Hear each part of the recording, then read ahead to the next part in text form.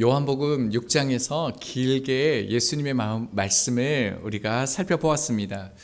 오병이의 사건은 물고기 2마리와 떡 5개로 어떤 상황에서도 우리를 먹이신다는 것을 말씀하는 표적이 아니었죠.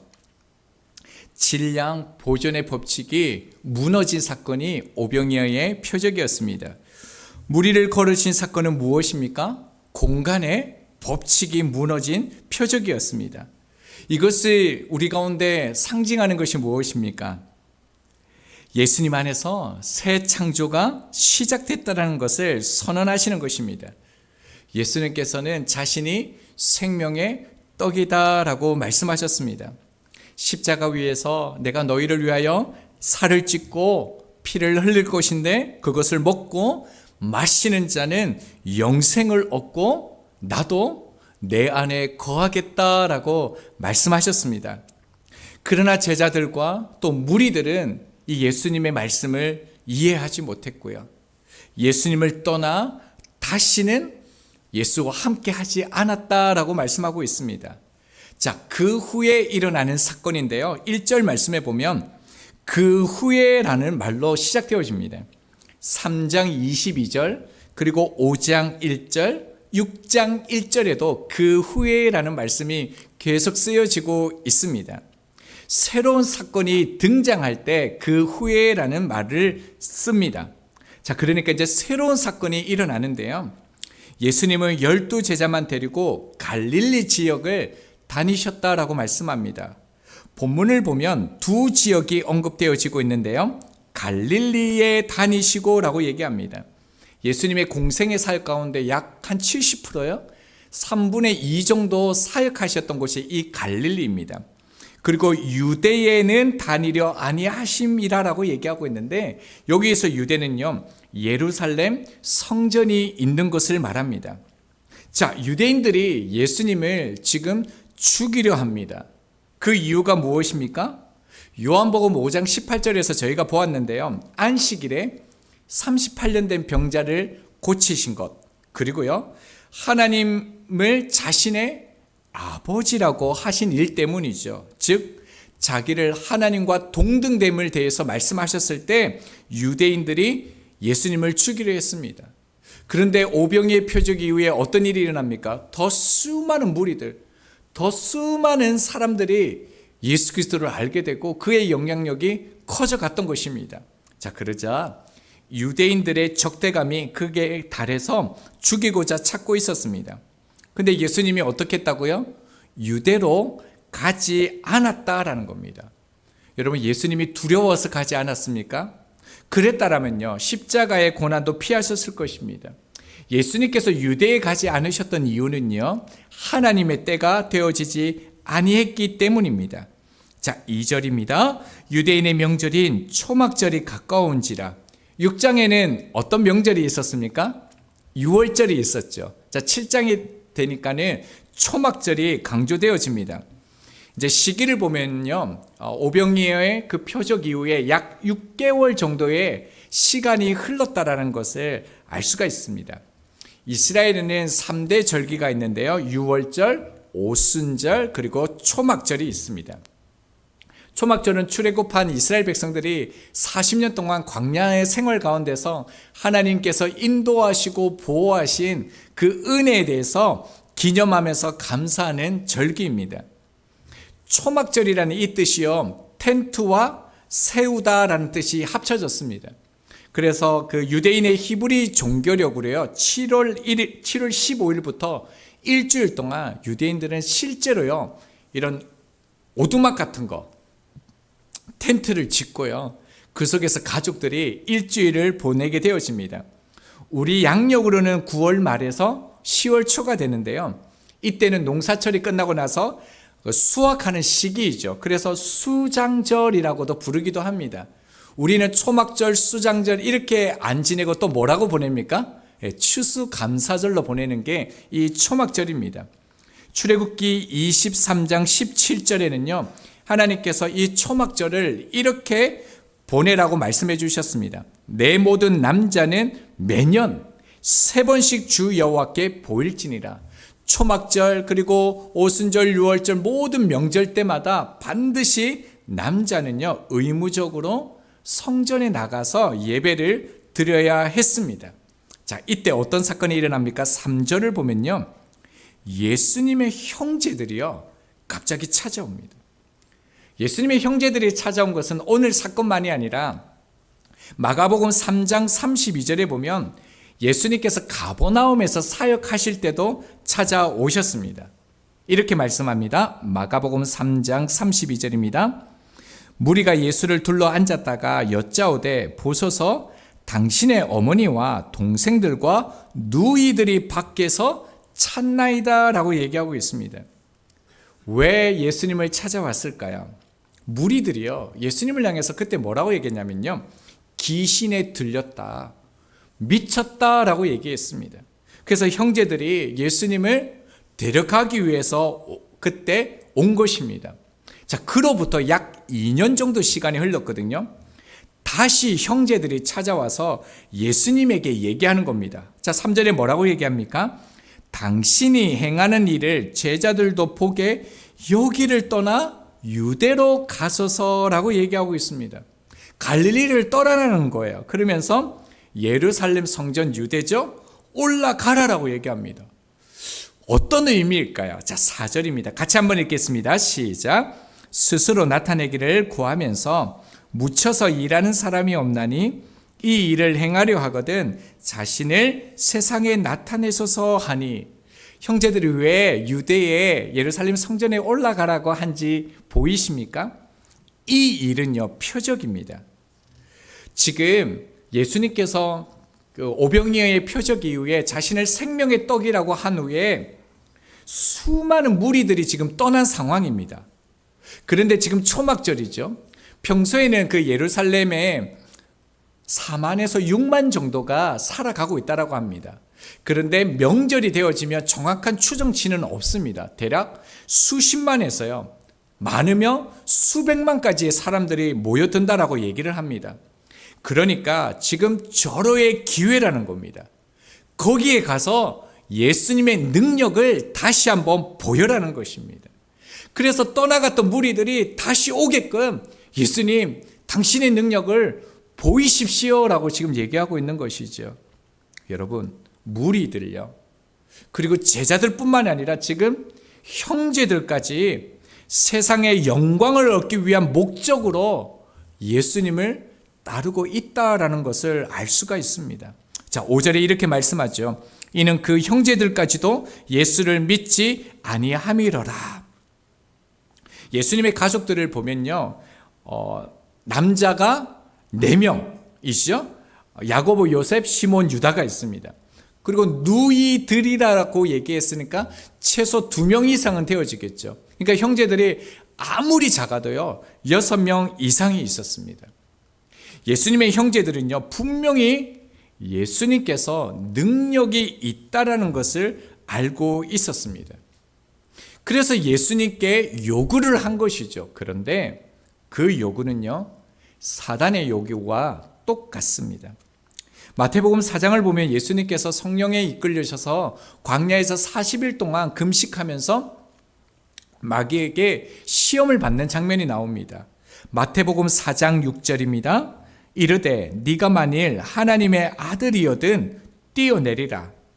기록되었을 때 그가 너를 위하여 그의 사자들을 명하시리니 그들이 손으로 너를 받들어 발이 돌에 부딪히지 않게 하리로다 하였느니라. 여러분, 지금 마귀가 예수님을 시험하고 있는데요 마귀의 이 시험의 핵심이 무엇입니까? 예수님 자신을 드러내라는 겁니다. 예수님의 능력을 보이라는 겁니다. 그러면 세상이 당신을 임금 삼으실 것입니다 라고 지금 유혹하고 있다는 것입니다. 이 사단의 시험 그리고 형제들의 이 요구에 대해서 예수님께서 말씀합니다. 6절이요. 예수께서 이르시되 내 때는 아직 이르지 아니하였거니와 라고 얘기하고 있습니다. 예수님께서 내 때가 아니다 라고 얘기하고 있는데요 요한복음에서 내 때라고 얘기할 때 이 때는요 거의 모든 부분에서 주님께서 십자가의 고난을 받는 그때를 말씀합니다.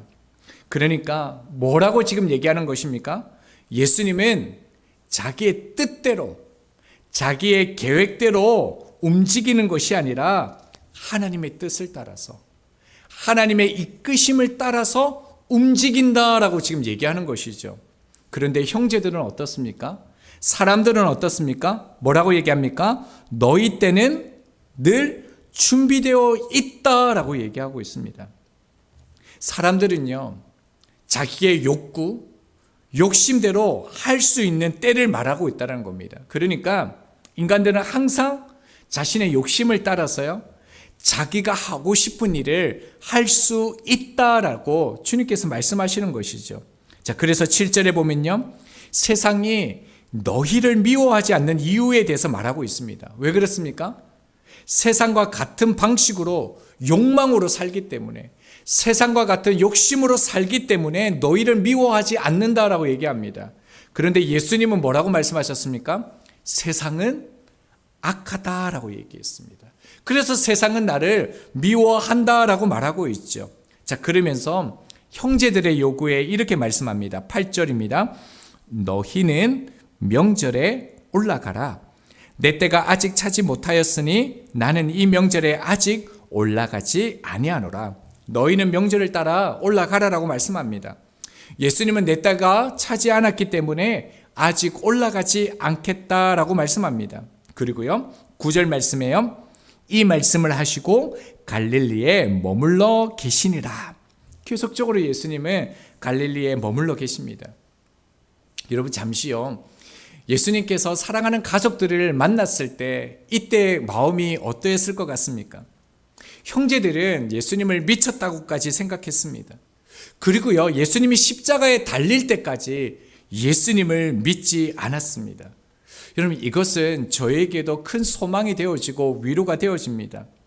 왜냐하면 저희들도 예수님을 믿을 때요, 가족이나 가까운 이들로부터 이해받지 못할 수 있기 때문입니다.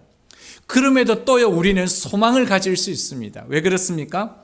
예수님의 형제들도요, 변했기 때문입니다. 사도행전 1장 14절입니다. 여자들과 예수의 어머니 마리아와 예수의 아우들과 더불어 마음을 같이하여 오로지 기도에 힘쓰니라 라고 얘기하고 있습니다. 예수님의 형제들, 예수님을 향해서 미쳤다라고 말하고, 예수를 믿지 않아도 그들이 어떻게 했다고요? 전심으로요, 모든 것을 내려놓고 기도했다라고 얘기하고 있습니다. 그뿐만이 아니죠. 첫째 야고보는요, 예루살렘의 수장이 되어집니다. 그리고 야고보서를 기록하죠. 넷째 유다는요, 유다서를 기록하는 그런 신실한 하나님의 사람들이 되어집니다. 여러분, 믿지 않는 가족들이요, 하나님의 때, 하나님의 방법이 만나면 반드시 예수님을 믿게 될 것입니다. 자, 그런데 이제 문제가 생겨집니다. 이해가 잘 안 되는 말씀이 주어집니다. 10절 말씀을 보겠습니다. 그 형제들이 명절에 올라간 후에 자기도 올라가시되 나타내지 않고 은밀히 가시니라. 여러분, 분명히 예수님이 안 가신다고 했습니다. 그렇죠. 근데 예수님이 가시는데 나타내지 않고 은밀히 가셨대요. 여러분, 예수님이 거짓말한 겁니까? 예수님이 약속을 지키지 아니하신 것입니까? 근데 예수님이요, 이게 한 번이 아니에요. 이전에도 있었고 앞으로도 또 나옵니다. 우리가 언제 보았습니까? 요한복음 2장에서 첫 번째 표적이죠. 가나 혼례의 청함을 받아 가셨는데 포도주가 떨어진 거예요. 그래서 어머니가 예수님께 포도주가 떨어졌습니다 라고 얘기를 하게 되어집니다. 그때 예수님께서 뭐라고 말씀하셨습니까? 요한복음 2장 4절입니다. 예수께서 이르시되 여자여, 나와 무슨 상관이 있나이까? 내 때가 아직 이르지 아니하였나이다 라고 얘기하고 있습니다. 나와 상관없다, 나는 아무것도 하지 않겠다 라고 말씀하셨습니다. 근데 예수님 또 거짓말 하셨죠. 물을 포도주로 또 바꿔주셨습니다. 자, 그렇다면요, 예수님이 올라가지 않겠다라고 말씀하셨는데 올라가신 이유가 무엇이겠습니까? 우리가 말씀을 잘 봐야 되는데요, 예수님은요, 올라가지 않는다고 말씀하신 것이 아니에요. 8절을 한번 볼까요? 뭐라고 말씀하시냐면 하반절에요. 아직 올라가지 아니하노라 라고 얘기하고 있습니다. 아직 올라가지 않겠다라는 거예요.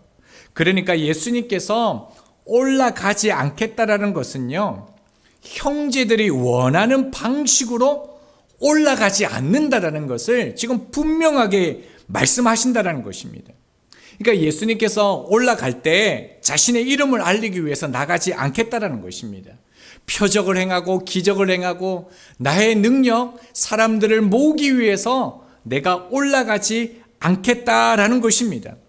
예수님은 하나님의 뜻을 이루기 위해서만 걷는다라는 것을요, 분명하게 보여주시는 것입니다. 여러분, 여기에서 주님이 우리와 어떻게 함께 하시는지를 정말로 잘 보여주십니다. 주님은요, 사람의 뜻을 위하여서 함께 하지 않는다라는 거예요. 그리고요, 인간의 욕구를 위해서 예수님께서 일하지 않음을 분명하게 보여주신 것입니다. 그래서 예수님께서는요, 형제들이 떠나고 난 후에 홀로 예루살렘으로 향하신 것입니다. 자, 11절을 보면요, 그때 많은 사람들이 모여 있습니다. 당연히 예수님도 왔을 거라고 생각했겠죠. 예수님을 막 찾습니다. 그리고 12절을 보면요, 여러 사람들이 예수님을 찾는데 예수님에 대한 반응을 보여줍니다. 어떤 반응이 있습니까? 예수님이 좋은 사람이다, 착한 사람이다, 이렇게 말하는 사람이 있습니다. 또 하나의 반응은 뭡니까? 백성들을 미혹하는 사람이다, 악한 사람이다, 나쁜 사람이다 라고 얘기하고 있습니다. 그리고 13절에 보면 또 한 부류가 나타납니다. 예수님을요, 죽이려 하는 자들이 나타납니다. 자, 여러분, 오늘 우리가 본문을 다 살펴보았는데 주님께서 우리 가운데 이 초막절을 통해서 무엇을 말씀하시는 것 같습니까? 본문의 배경이 초막절인 것을 말씀을 드렸는데요, 요한복음이 이제 나중에 11장에 가면 다시 6월절이다 라고 말하고 있습니다. 이것은 무엇을 상징하냐면요, 예수님께서 이제 십자가에 못 박히시기까지 약 6개월의 시간만을 남겨두고 있었다라는 것을 우리 가운데 보여주는 것입니다. 그런데 여러분, 놀랍지 않습니까? 예수님의 공생의 사역이 2년에서 2년 6개월 이렇게 말하기도 하는데 얼마나 많은 표적들을 주님께서 보여주셨습니까? 얼마나 많은 기적들과 병고침과 얼마나 많은 능력들을 보여주셨습니까? 그런데요, 이제 6개월밖에 안 남았는데 예수님의 말씀이 깊어질수록요, 말씀을 알아갈수록 무리들과 제자들의 모습은요, 변화와 성숙이 아니라요, 정반대라는 거예요. 오히려 더 말씀을 깨닫지 못하고요, 무지하고요, 더욱더 예수님이 하나님의 아들이심을 부인하는 현상들이 일어나고 있다는 겁니다. 지금 이 시대와 다르지 않습니다. 여러분, 지금 우리 강해나 추석이나 인터넷에 보면 얼마나 좋은 말씀들이 많습니까? 얼마나 귀한 깨달음을 주는 말씀들이 얼마나 많습니까? 그런데요, 예수님을 닮아갑니까? 예수님을 따릅니까? 오히려 정반대라는 겁니다. 하나님께서 초막절을 다음과 같이 지키라고 하셨거든요. 신명기 16장 14절입니다. 절기를 지킬 때에는 너와 내 자녀와 노비와 내 성중에 거주하는 레위인과 객과 고아와 가부와 함께 즐거워하되, 명절이 되어지면 약한 자들, 가난한 자들과 함께 예배하며 그들을 돌보라라고 말씀하셨습니다. 그런데 초막절을 지키는 유대인들은 어떻게 하고 있습니까? 사람을 죽이려고, 예수님을 죽이려고 드러내면서 찾고 있는 이런 모습을 우리 가운데 보여주고 있다는 겁니다. 오직 자신만을 위한 삶을 살아가고 있다는 거예요. 말씀이 깊어지고 말씀이 더 주어지는데 더 자기가 주인 되어지는 삶을 살아가고 있다는 거예요. 자, 그에 비해서요, 예수님의 삶의 방식을 우리 가운데 보여주셨던 것입니다. 예수님은 하나님 앞에서 어떤 삶의 방식을 가지셨습니까? 10절 하반절을 다시 보겠습니다. 자기도 올라가시되 나타내지지 않고 은밀히 가시니라. 자, 예수님도 올라가십니다. 자, 인생을 살아가시죠. 그런데 그 방법이 뭐라고요? 나타내지 않고 은밀히 사는 방식이라고 얘기하는 거예요. 은밀히 사는 방식은요, 하나님의 때를 따라 사는 방식을 말합니다. 자, 8절을 다시 보면요, 너희는 명절에 올라가라, 내 때가 아직 차지 못하였으니 라고 얘기하고 있습니다. 여러분, 이 말도 잘 봐야 되는데요, 예수님은 내 때가 오지 않았다 이렇게 말해야 문법이 맞습니다. 그렇죠? 근데 뭐라고 얘기한다고요? 내 때가 아직 차지 아니했다라고 말하고 있습니다. 이 차다라는 이 뜻은 두 가지 의미가 있습니다. 시간상으로 볼 때는요, 사건이나 행동이 어느 시점에 이루어질 것을 말하는 것이고요, 또 공간적으로 쓰일 때는요, 무언가가 가득 차게 되는 것을 말합니다. 자, 그렇다면요, 예수님께서 어느 시점 동안 채워야 할 것이 무엇이겠습니까? 자, 다시 10절 하반절을 보면요, 자기도 올라가시되 나타내지 않고 은밀히 가시느니라. 자기도 올라가시대요.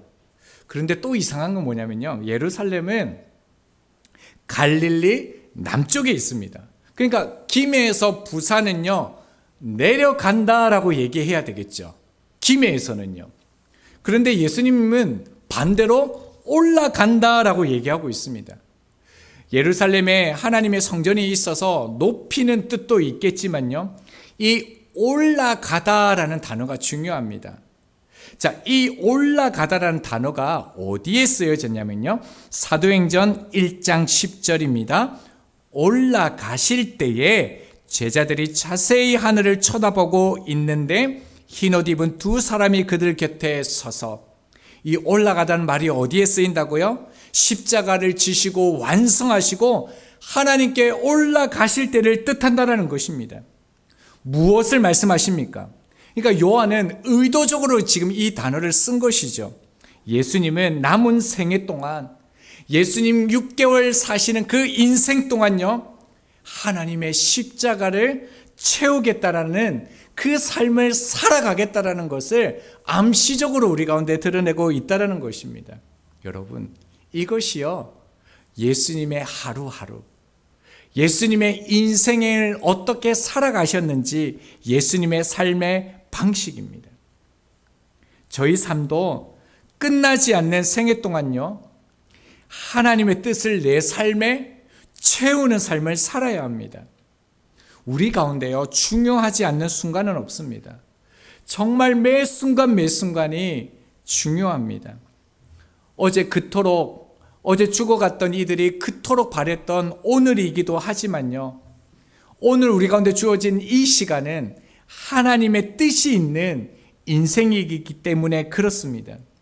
여러분 아시죠? 저희는요, 더욱더 살아가는 인생이 아니라 죽어가고 있는 삶을 저희들은 살아가고 있습니다. 그래서 이 삶에는요, 내가 원하는 것을 채우는 것이 아니라, 내가 필요한 것을 채우는 것이 아니라 하나님의 뜻을 채우는 삶이 되어져야 한다는 것입니다. 하나님과 상관없는 시간을 성경에서는 이렇게 말합니다. 야고보서 4장 4절입니다. 그런즉 누구든지 세상과 벗이 되고자 하는 자는 스스로 하나님과 원수 되는 것이니라. 세상에 벗되어 채워가는 삶은요, 하나님과 원수가 된대요.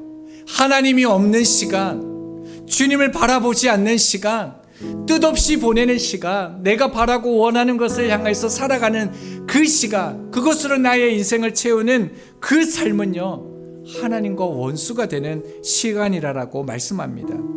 여러분, 저희는요, 24시간 하나님의 뜻으로 채워가는 그 십자가의 은혜를 채워가는 삶을 살아갈 수 있습니다. 매 순간요, 항상 주님, 나를 통해 무엇을 하기를 원하십니까? 지금 어떻게 하기를 원하십니까? 깨닫게 해주십시오. 제가 순종하겠습니다. 그렇게 기도하면 됩니다. 세상이 살기가 아무리 어려워도요, 아무리 힘들어도요, 그때그때마다 다시 일어날 수 있는 힘을 하나님께서 주십니다.